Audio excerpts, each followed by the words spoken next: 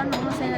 मो प्रोजेक्ट ना है chemo cooling trees based on endothermic process जहाँ की एक रासायनिक प्रतिक्रिया जहाँ चतुर्पार्श्व ताप शोषण करता है यही आम 3टी कंटेनर व्यवहार कर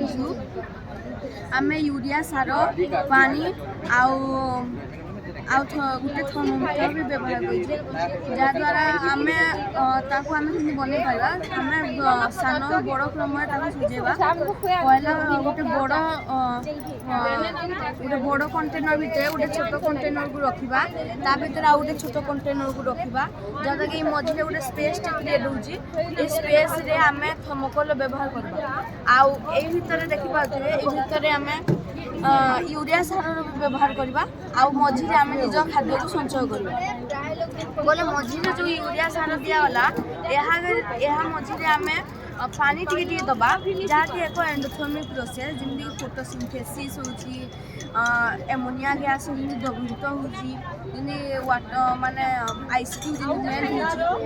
एक एंडोथर्मिक प्रोसेस जमीक आमर खाद्य को 2 ରୁ 3 दिन पर्यंत अधिक संचय करता ग्रामांचल जो दूर दूर इलाका अच्छे एथर तो इलेक्ट्रिसिटी पहुँची ना पाबा एफोर्ड भी ना कर पाबा बोले आम प्रोजेक्ट द्वारा ताको आमे केमिति ताको आमे कौन हेल्प कर पाबा तापर आमे या प्रोजेक्ट को बनै। Okay thank you.